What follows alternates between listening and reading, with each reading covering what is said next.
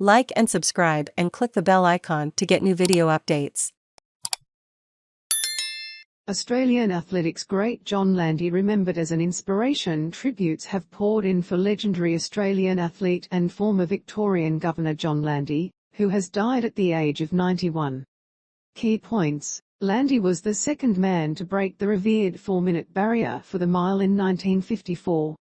He won bronze in the 1,500 metres at the 1956 Melbourne Olympics and held the world record over that distance during his career. Landy was also involved in what became known as the Miracle Mile, when he famously finished second to Roger Bannister at the 1954 Vancouver British Empire and Commonwealth Games. Olympic gold medalist Cathy Freeman was among those in the Australian athletics community to pay tribute to Landy. Australian World Championships gold medalist Rob de Castella described Landy as an inspiration. World Athletics President Sebastian Coe, a two-time Olympic 1,500 million gold medalist, said Landy was one of the great pioneers of the golden age of middle-distance running in the 1950s.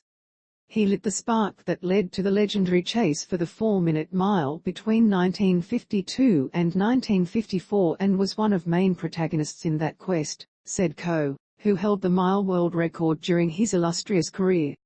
Ultimately Roger Bannister got there first but was also the first to recognise that Landy's excellence inspired him to reach that historic landmark. Landy followed up by breaking Bannister's world record in Finland just 6 weeks later.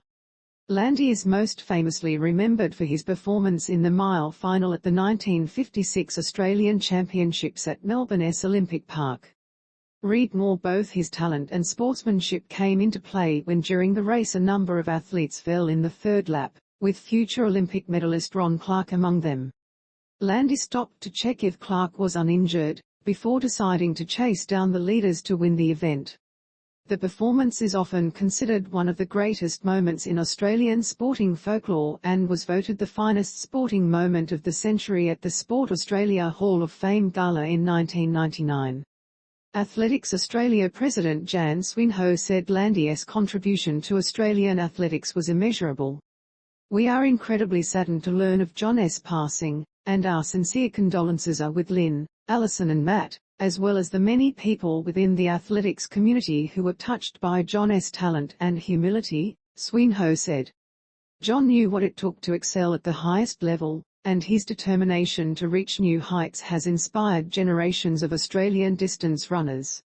His athleticism was only matched by his sportsmanship and his service to others, and those qualities have allowed him to leave behind a powerful legacy.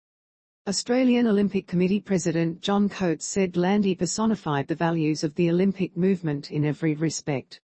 If Australia needed a role model, it is John Landy, Coates said. He was a pioneer and his rivalry with Roger Bannister, as the pair closed on the sub-4-minute mark for the mile, captured not only Australia's imagination, but that of the world. Coates said such was Landy's standing. He was selected to read the athlete's oath at the opening ceremony of the Melbourne Olympics. There could not have been a more appropriate figure to recite the oath, he said. As a Victorian, at the MCG, at the first Olympic Games to be held in the Southern Hemisphere, it was quite a moment. Outside of sport, Landy was also the 26th Governor of Victoria from 2001 to 2006. AAP ABC